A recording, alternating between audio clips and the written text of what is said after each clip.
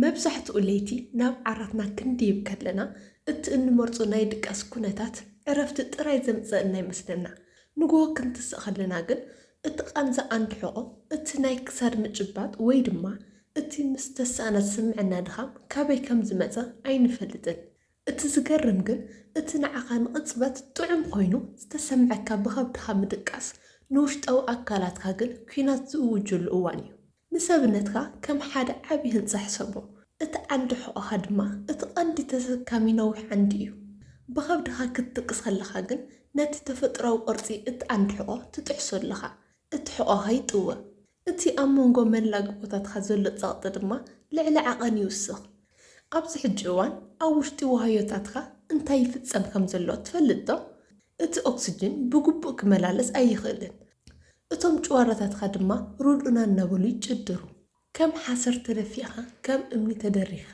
ከም ዝበሃል እቲ ብከብድኻ ምድቃስ ንሰብነትካ ዕረፍቲ ዘይኮነስ ከቢድ ናይ ጽንዓት ስራሕ ይዝህቦ ኣብዚ ቪድዮ እዚ ስለምንታይ ሕክምናዊ ዓለም ነዚ ኣደቃቅሳ እዚ እቲ ዝኸፈት ጸላኢ ጥዕና ኢሉ ዝጽውዖ ክንርኢና ቅድሚ ናብቲ ስነ ፍልጠታዊ መብርሂ ምእታውና ግን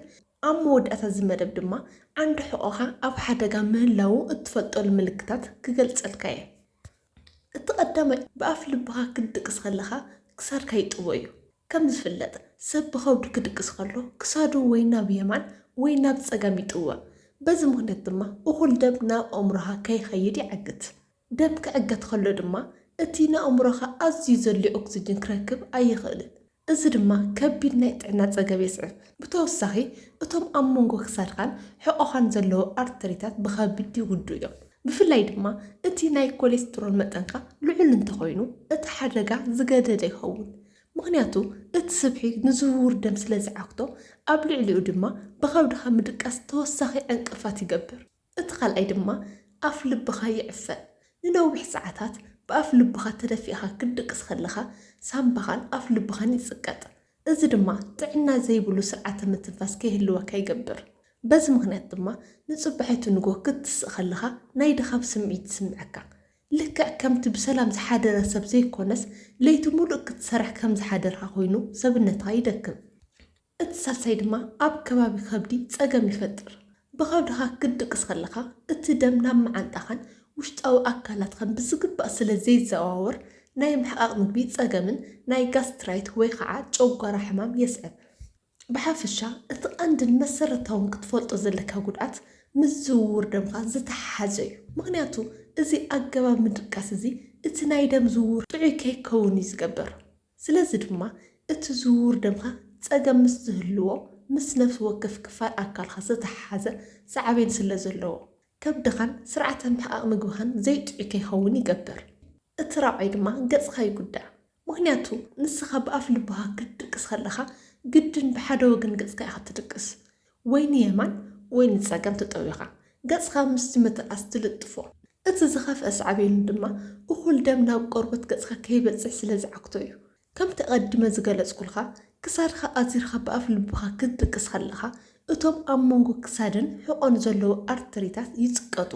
እዚኦም ድማ እቶም ንመላእ ገጽካን ካብ ክሳድ ንልዕል ዘሎ ኣካልካን ደም ዘከፋፈሉ ቀንዲ መስመራት እዮም እዚኦም ምስ ዝጉድኡ ወይ ምስ ዝጽቀጡ እቲ ቀዳማይ ሳዕቤን ናብ ቆርበት ገጽካ ዝኸይድ ደም ይቋረጽ ወይ ይቕንስ በዚ ምክንያት ድማ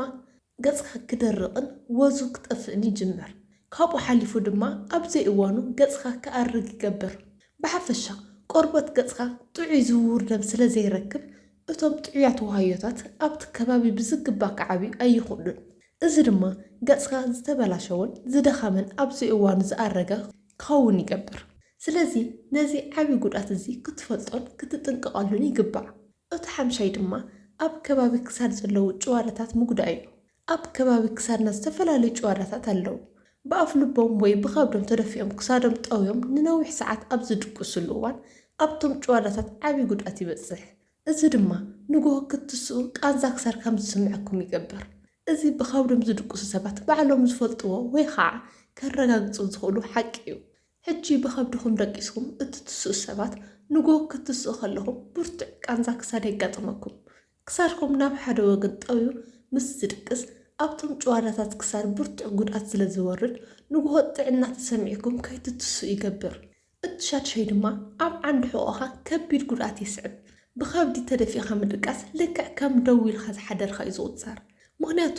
ዓንዲ ሕቆኹም ምንም ዓይነት ዕረፍቲ ኣይርክብን እዚ ብዝባንኩም ደቂስኩም እትረኽቦ ሰላምን ዕረፍትን ብከብድኩም ምስ ትድቅሱ ኣይርከብን ብኣንጻሩ ኣብ ዓንዲ ሕቆኹም ብርቱዕ ጉድኣት የስዕብ እዚ ድማ ዓብይ ፅልዋ የምፅልኩም ቃንዛ ሕቆ ከም ዝህልወኩም ይገብር ምስኡ ተተሓሒዙ ድማ ኣብ ብምሉእ ኣካልኩም ናይ ባዕሉ ዝኾነ ሕማም ሳዕቤን ኣለዎ ሕማቕ ሳዕቤን ኣለዎ እቲ ሸውዓይ ድማ ምስ ልቢ ዝተሓዙ ፀገማት እውን ክትቃልዑ ትኽእሉ ኢኹም ብፍላይ ድማ ንሕማም ልቢ ክትቃልዑ ትኽእሉ ኢኹም ምክንያቱ ልብኹም ስለ ዝፅቀጥ ስለ ዝዕፈን ደም ብዝግባእ ብዝተደለየ መንገዲ ከይዘርጋሕ ይዓግቶ ልብኹም ኣዝዩ ክጭናቕ ድማ ይገብር እዚ ድማ ብቐሊሉ ንሕማም ልቢ ክትቃልዑ ናይ ምግባር ተኽእሎ ኣለዎ እምበኣር እዚ ኩሉ ጉድኣት ዝመፅእ ንነዊሕ ሰዓት ብከብድኻ ተደፊእኻ ብምድቃስ እዩ እዚ ጉድኣት ካብ ኮነ ደኣ ብኸመይ ተደቀስና እዩ ጥዕና ዝኸውን ኢልና ክንርኢ ከለና ጥዑይ ድቃስ ክትድቁስ እንተደሊኹም ቀዳማይ ብዝባንኩ ምድቃስ እዩ ብዝባንካ ምድቃስ ኣዝዩ ጥዑይ ምዃኑ ክትፈልጡ ይግባእ ኣብዚ ድማ ካልእ ዝነግረኩም ብዝባንኩም ክትድቁስ ከለኹም ምኹርናፍ ዘሸግረኩም ሰባት ኣለኹም እዚ ዝፍጠር ድማ መልሓስኩም ምስ ጎረሮኹም ስለ ዝልጠፍ ኣብ ገለ ሰባት ናይ ምኹርናፍ ባህሪ ከርኢ ይኽእል እዩ ከምዚ ዓይነት ፀገም ዘጋጥመኩም ድማ ብጎንኹም ክትድቅሱ ትኽእሉ ኢኹም እምበኣር ሙሉእ ለይቲ ብዝባንኩም ጥራይ ደቅሱ ኣይበሃልን እዩ ብዝባንኩም ትድቅሱ ምስ ዘለይኩም ድማ ብጎንኹም ትድቅሱ ትኽእሉ ኢኹም ግን ፈፂምኩም ብከብድኩም እንተዘይደቀስኩም ፅቡቅ እዩ ማለት እዩ ዓንዲ ሕቆ ናይ መላእ ኣካልና ቀንዲ መጋጠምን መጋቢ ነርቭ ስለ ዝኾነ ኣብኡ ዝፍጠር ዝኾነ ፀገም ኣብ ኩለንተናዊ ምንቅስቃስና ጥዕናናን ዓብይ ፅልዋ ኣለዎ ዓንዲ ሕቆኻ ኣብ ሕማቕ ኩነታት ከም ዘሎ ወይ ጉድኣት ይበፅሖ ከም ዘሎ ዘመልክቱ ምልክታት ክነግረኩም እየ እቲ ቀዳማይ ቀፃሊ ቃንዛ ሕቆ ወይ ክሳድ ቃንዛ ሕቆ ሓሓሊፉ ዘጋጥም ተራ ድኻም ጥራይ ዘይኮነስ ነዊሕ እዋን ካብ 3 ወርሒ ንላዕሊ ዝፀንሕ እንተኮይኑ ኣብቲ ዓንዲ ሕቆ መላግቦታት ወይ ዲስክ ፀገም ከም ዘሎ ምልክት እዩ እቲ ካልኣይ ድማ ናይ ምድንዛዝ ስምዒት ኣብ ኣእዳውኻ ኣጻብዕትኻ ወይ ኣእጋርኻ ከም መርፍእ ዝወግእካ ዝመስል ስምዒት ወይ ምድንዛዝ ዝስምዐካ እንተኮይኑ እዚ ማለት ካብ ዓንዲ ሕቆ ዝወፁ ነርቭታት ይፅቀጡ ከም ዘለዉ የርኢ እቲ ሳልሳይ ድማ ድኻም ጭዋዳታት ሓደ ግዜ ኣእጋርካ ንምልዓል ክትፅገም ከለኻ ወይ ክትስጉም ከለኻ እግርኻ ይጠወካ ወይ ይዝሕለካ እቲ ካብ ዓንዲ ሕቆ ናብ ጭዋዳታት ዝኸይድ መልእኽቲ ነርቭ ይተዓናቕፍ ከም ዘሎ የርኢ እዚ ቀልጢፉ ክረአ ዘለዎ ምልክት እዩ እቲ ራብዓይ ድርቅናን ምንካይ ምንቅስቃስን ንግሆ ክትስእ ከለኻ ሕቆኻ ኣዝዩ ዝደረቐ እንተኮይኑ ወይ ድማ ንታሕቲ ክትደንን ንድሕሪት ክትቐንዕ ወይ ንጎኒ ክትጥውይ ክትፅገም ከለኻ ዓንዲ ሕቆኻ ተዓፃፅፍነቱ ይጠፍእ ከም ዘሎ ዘርኢ እዩ እቲ ሓምሻይ ድማ ለውጢ ቅርፂ ኣካል ኣብ መስትያት ክትርኢ ከለኻ ሓደ መንኩብኻ ካብቲ ሓደ ዝለዓለ እንተኮይኑ ወይ ሕቆኻ ናብ ቅድሚ ተደፊኡ እንተኮይኑ ወይ ድማ ኣዝዩ ቄናን ኮይኑ እንተተሰሚዑካ እዚ ኣብ ዓንዲ ሕቆ ዝመፅእ ዘሎ ናይ ቅርፂ ለውጢ ምልክት ክኸውን ይኽእል እዩ እቲ ሻድሻይ ድማ ፀገም ሚዛን ክትስጉም ከለኻ ሚዛንካ ክትሕሉ እንተተፀጊምካ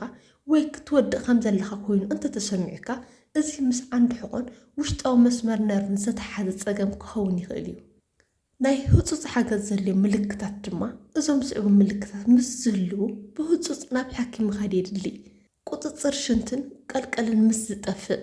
ድንገታዊ ብርቱዕ ድኻም ኣእጋር ክትስጉም ዘይትኽእለሉ ኩነታት እንተጋጢሙ